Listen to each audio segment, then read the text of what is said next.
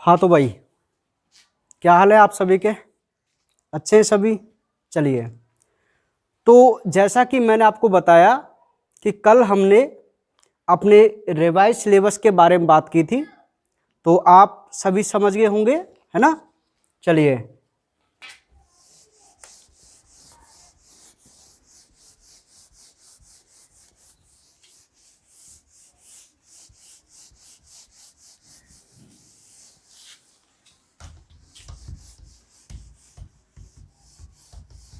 अब जैसा कि आपको पता ही है कि हमारा अब इस सिलेबस का लास्ट चैप्टर चल रहा है 40वां।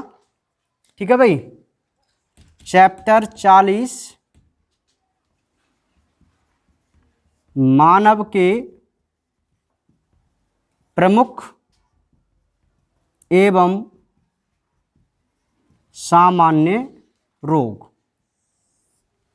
ठीक है भाई, तो चैप्टर नंबर 40 जिसमें हमने कल तक जीवाणु जनित डिजीज के बारे में अध्ययन कर लिया था, याद है ना आपको?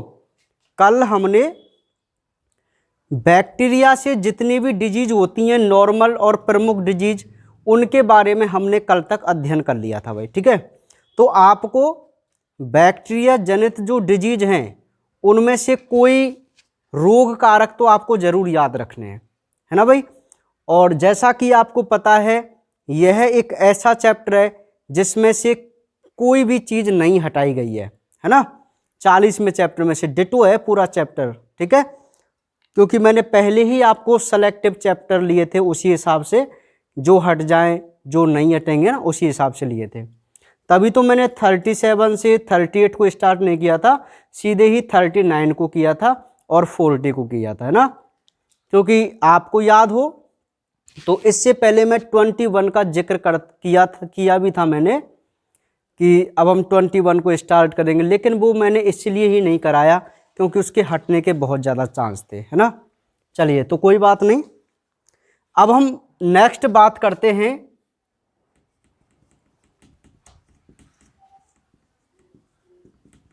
विषाणु जनित रोग। ठीक है भाई, विषाणु जनित रोग में सबसे पहली जो इंपॉर्टेंट डिजीज है वो है एड्स। क्या है भाई? एड्स। ठीक है, तो याद रखो, आज हम मोस्टली जो बात करने वाले हैं वो अपनी एक बहुत ही लाइलाज भयंकर डिजीज के बारे में बात करने वाले हैं, और उस डिजीज का नाम जिससे आप सभी भली भांति परिचित हैं उसको बोलते हैं एड्स। ठीक है, तो सिंपल मैं यहां पे आपको बता दूं जनरल बात इसके बारे में। इसका पूरा नाम एक्वायर्ड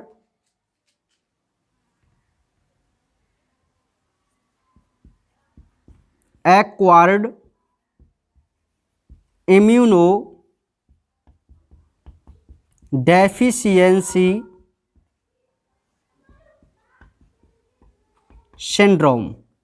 इसका बहुत कई बार नाम पूछा जाता है, एड्स का पूरा नाम।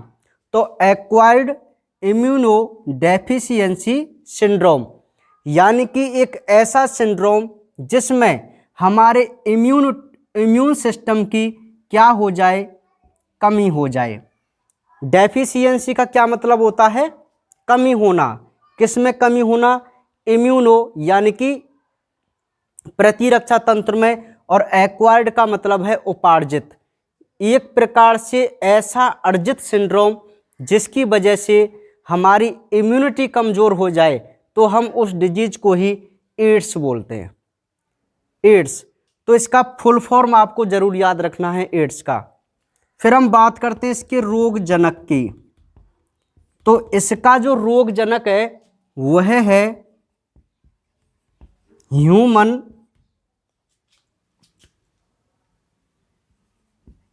Immuno deficiency virus. क्या नाम है इसका? Human immuno deficiency virus. Short में इसको बोला जाता है HIV, human immuno deficiency virus, HIV। ये दो चीज़ आप पहले याद रखो। क्या याद रखना है आपको कि एक तो एड्स का जो पूरा नाम है वो एक्वायर्ड इम्यूनो डेफिशिएंसी सिंड्रोम है, और इस एड्स को फैलाने वाला जो रोगजनक है जिसे हम HIV के नाम से जानते हैं, यानी कि human immuno deficiency virus. HIV का फुल फॉर्म और एड्स का फुल फॉर्म आपको दोनों ही आने चाहिए, ठीक है। समझ में आ गई बात। तो ये तो मैंने आपको दो बेसिक बातें बताई, क्योंकि ये दो फुल फॉर्म हमसे अक्सर पूछ ली जाती हैं। अब हम अपने एक टॉपिक की यानी कि एड्स डिजीज के बारे में अब हम यहाँ पर कुछ चर्चा करेंगे। उनमें सबसे पहले हम बात करेंगे HIV वायरस की संरचना। बात को जरा ध्यान से समझिए। हाँ, पहला जो क्वेश्चन है हमारा, जो एड्स वाला टॉपिक है, हम उसमें ये पढ़ चुके हैं कि भाई एड्स का पूरा नाम ये होता है, और एड्स को फैलाने वाला जो कारक है वह एक प्रकार का सिंगल स्ट्रैंड RNA वाला वायरस है जिसका नाम HIV वायरस है, ठीक है।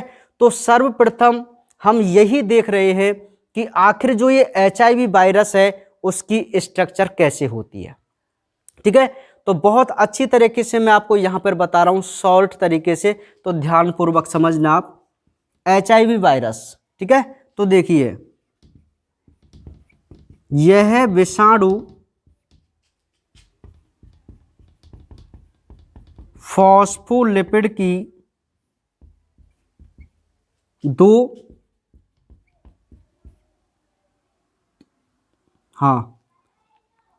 परतों से घिरा होता है या बना होता है, या जिसमें दो परत होती हैं, जिसमें ग्लाइकोप्रोटीन की GP120 व GP41 धसी रहती है, ठीक है, धसी रहती है। नेक्स्ट पॉइंट, इसमें अंदर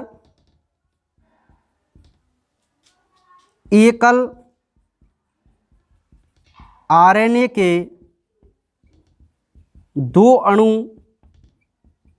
होते हैं जिनसे रिवर्स ट्रांसक्रिप्टेज एंजाइम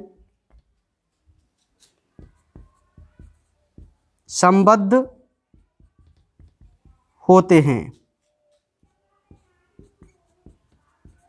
RNA अणु प्रोटीन से घिरे होते हैं जिनमें आंतरिक आवरण P24 व बाहरी आवरण P17 होता है। नेक्स्ट, RT के कारण इसके RNA DNA में बदल जाते हैं, ठीक है। दिख रहा है आपको यहां तक। तो ये है भाई इसकी संरचना, मतलब थ्योरी। आपको थ्योरी से अभी यहां पे कोई मतलब नहीं है, मैं एक इसका डायग्राम बनाऊंगा और उस डायग्राम के अकॉर्डिंग हम इस थ्योरी को समझेंगे, ठीक है। तो देखिए, एक डायग्राम हम इसका बनाते हैं और उस डायग्राम से ही हम इसकी थ्योरी को भी कंप्लीट करेंगे। हम क्या पढ़ रहे हैं? हम एड्स डिजीज पढ़ रहे हैं, और एड्स डिजीज में हमने ये देखा कि इसको फैलाने के लिए जो रेस्पॉन्सिबल होता है वो एक HIV वायरस होता है। तो हम सबसे पहले ये देखना चाह रहे हैं कि आखिर ये जो HIV वायरस है इसकी स्ट्रक्चर कैसे होती है। तो जरा ध्यान से समझिए आप इसकी स्ट्रक्चर को, ठीक है भाई।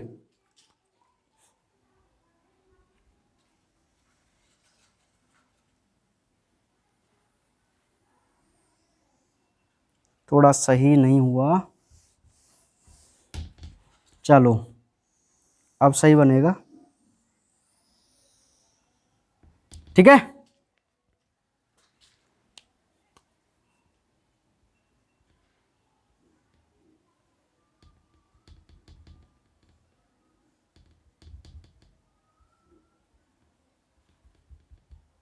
थोड़ा टाइम इसमें लगेगा, मैं आपको बता दूं, फिर भी मैं इसको थोड़ा जल्दी बना देता हूं।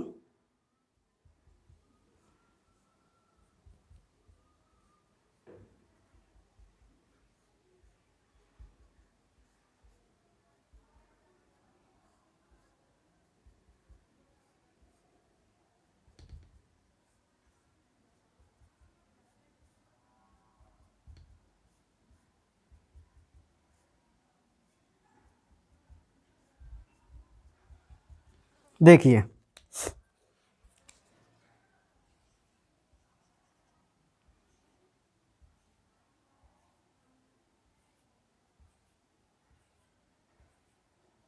बहुत ही सिंपल सा इसका डायग्राम होता है HIV वायरस का। इसको बनाना बहुत ही आसान है, ठीक है भाई।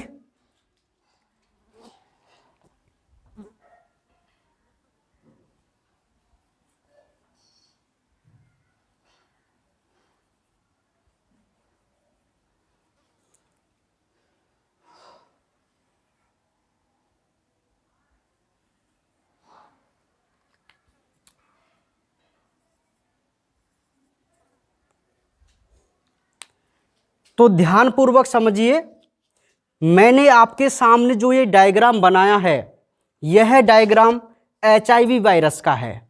किसका डायग्राम है भाई? HIV वायरस का। तो इसको विद थ्योरी हम समझने की कोशिश करते हैं और तभी इसका हम नामांकन करेंगे। तो ध्यान से समझिए, HIV वायरस जो है वह फॉस्फोलिपिड की 2 परतों से मिलकर बना होता है। यहां पर डबल लेयर हम मान लेते हैं और वो डबल लेयर है किसकी?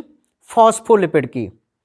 इस फॉस्फोलिपिड की परत में, बात को अब ध्यान से समझना आप, इस फॉस्फोलिपिड की परत में 2 ग्लाइकोप्रोटीन्स धसी रहती हैं। तो उसमें जो बाहर की तरफ ये वाली ग्लाइकोप्रोटीन्स है, एक तो गोल कलर की और एक छड़ी नुमा कलर की, ना 2 डिफरेंट है, आपको दिखाई दे रही हैं। तो बाहर वाली जो होती है उसे तो बोलते हैं ग्लाइकोप्रोटीन 120, ठीक है। और ये जो इनर है इधर, इसको बोलते हैं GP41। बात समझ में आ रही है? ध्यानपूर्वक समझिए, HIV वायरस फॉस्फोलिपिड की 2 परतों से बना होता है, जिसमें 2 प्रकार की ग्लाइकोप्रोटीन्स धसी रहती हैं। एक होती है ग्लाइकोप्रोटीन्स 120 और एक होती है ग्लाइकोप्रोटीन 41। तो बाहर जो अणु है, सीड्स है, वो तो 120 और जो छन्नुमा स्ट्रक्चर है वो 41। ये 2 बात आपको पहली लाइन समझ में आ गई। अब हम देखेंगे इसके अंदर, अब ये अंदर वाले भाग में 2 एकल RNA होते हैं। अब ये जो आपको दिखाई दे रहे हैं वो कौन है? RNA। कौन है? RNA। इन RNA अणुओं से 2 प्रकार के एंजाइम 2 अणु रिवर्स ट्रांसक्रिप्टेज एंजाइम के संबद्ध होते हैं। बात को जरा ध्यान से समझो, HIV वायरस में बाहर की तरफ तो ग्लाइकोप्रोटीन्स होती हैं GP120 और GP41।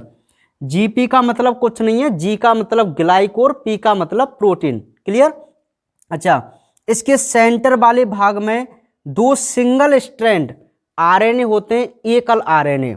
देखो, ये सिंगल स्ट्रैंड RNA, ये सिंगल स्ट्रैंड RNA, और दोनों RNA अणुओं से रिवर्स ट्रांसक्रिप्टेज नाम का जो एंजाइम है, जो मैंने ग्रीन कलर का बनाया है, वो संबद्ध रहता है, जिसको मैं बोल सकता हूं आरटी एंजाइम। ठीक है, अब इन सिंगल आरएनए को दो प्रोटीन के आवरण घेरे रहते हैं। याद रखना, ये आरएनए के अणु हैं, इनको दो प्रोटीन के आवरण घेरे रहते हैं। जो आंतरिक आवरण है, देखो बात मैं आपको समझा रहा हूं, ये तो है बाहर का आवरण जो आपको व्हाइट कलर का दिखाई दे रहा है, बाहर का आवरण। तो बाहर के आवरण में जो प्रोटीन होती है वो होती है P17। कौन सी प्रोटीन होगी? P17।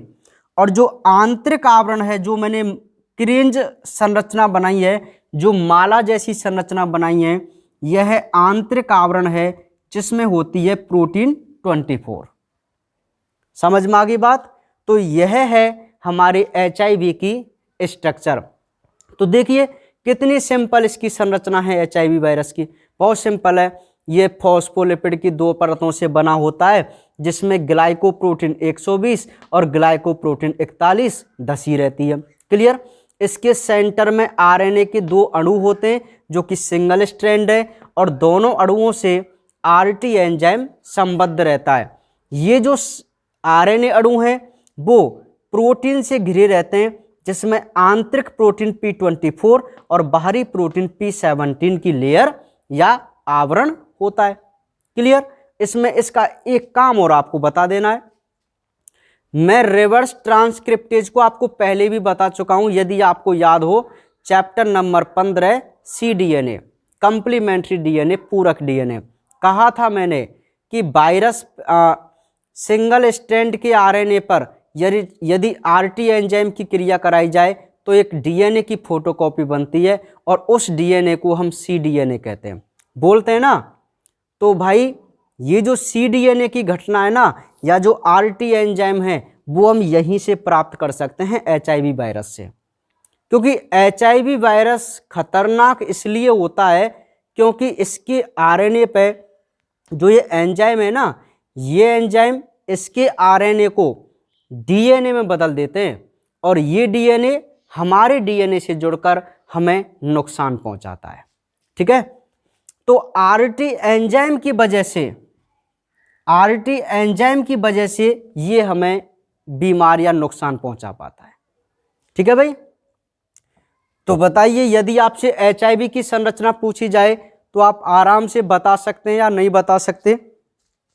इसका डायग्राम भी आप आराम से बना सकते हैं, है ना, कोई दिक्कत वाली बात नहीं है ना डायग्राम में।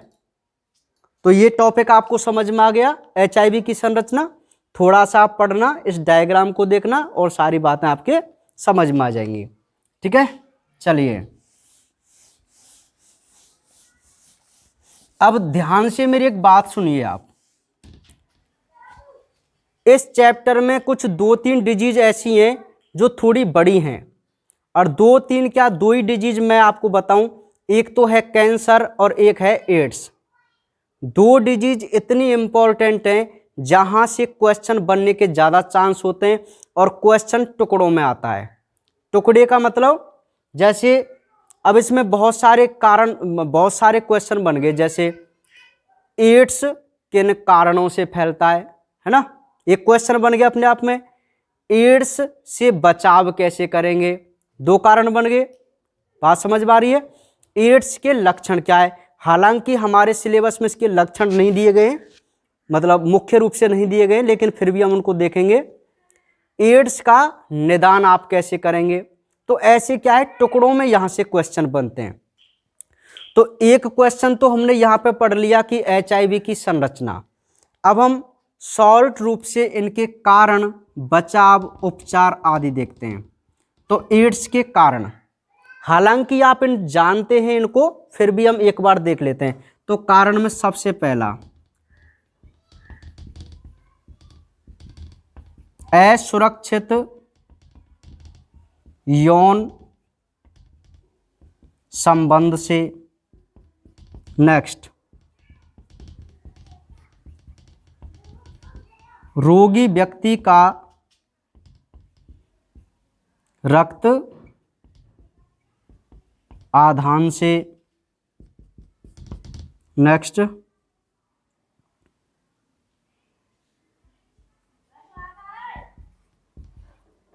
नशीली दवाइयों के इंजेक्शन द्वारा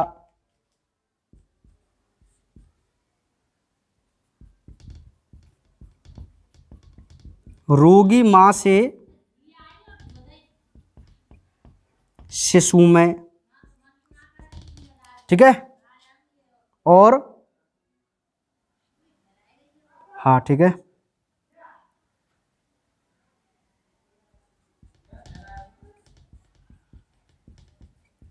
रोगी व्यक्ति द्वारा काम में ली गई सुई से, ठीक है। तो मोस्टली मैं आपको 5 यहाँ पर इसके कारण बता रहा हूँ, हालांकि आप इन सभी को कैसे भी लिख सकते हैं और भी आप अपनी तरफ से लिख सकते हैं, लेकिन मोस्ट वन कारण जो HIV होने के होते हैं वो क्या क्या है।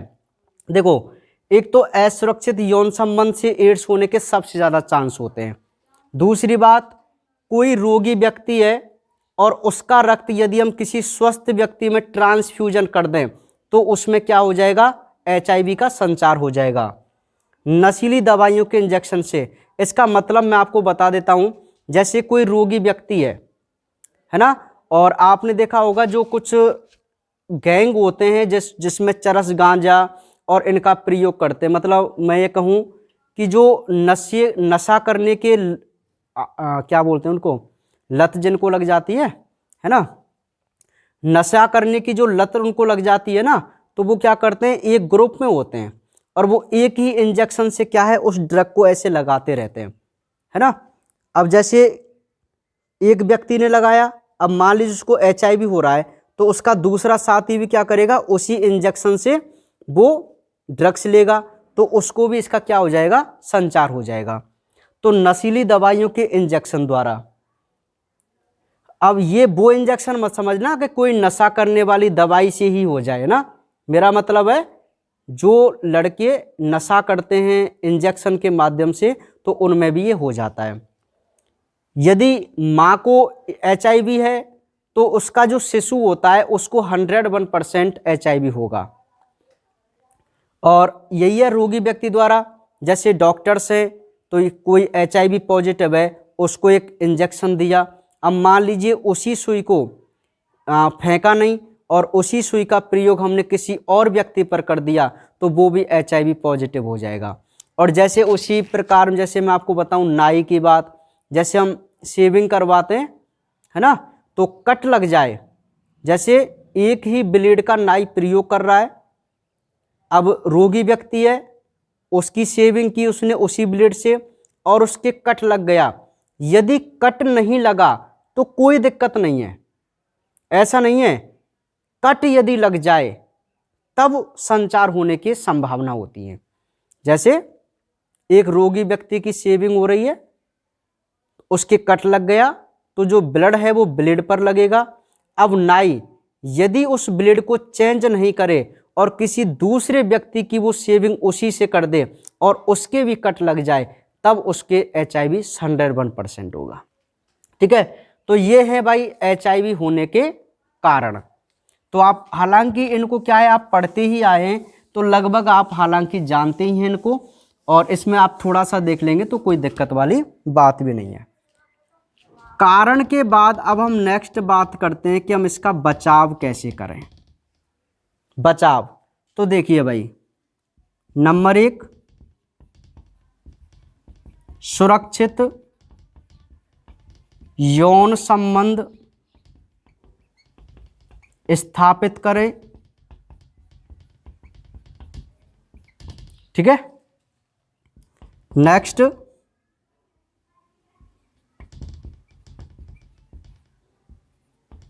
निर्जमीकृत सुई का प्रयोग करें,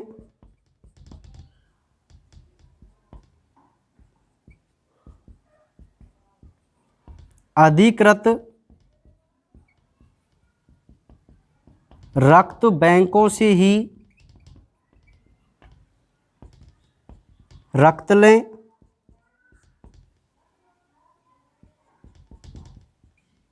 रोगी मां गर्भ धारण न करे। ठीक है भाई, तो ये इसके बचाव हैं।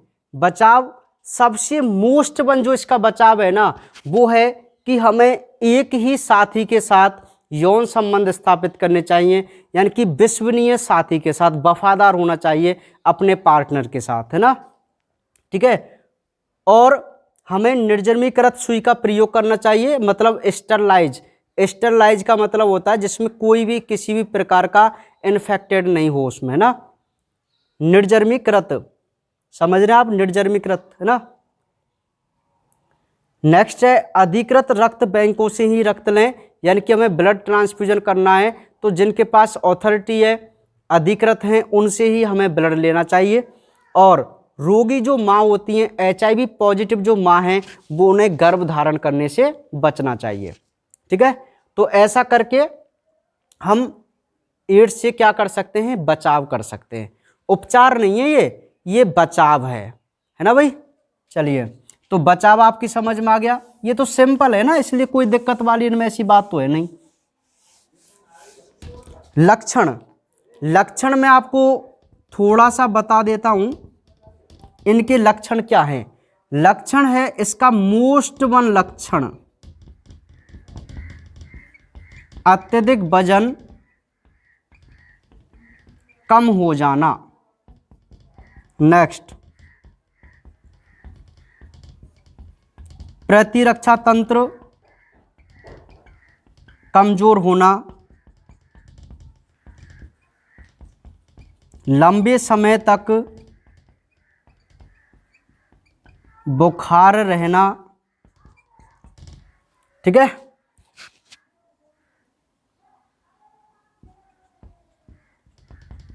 जननांगों पर लाल दाने उभर आना। तो ये भाई HIV डिजीज जो पेशेंट होता है उसके लक्षण होते हैं। अच्छा, मैं आपको एक बात क्लियर करना देना चाहता हूं कि मेरी हैबिट में क्या है, थोड़ा फास्ट लिखने का है, मतलब है मतलब मेरे हैबिट में ये बना हुआ है कि थोड़ा तेज लिखना।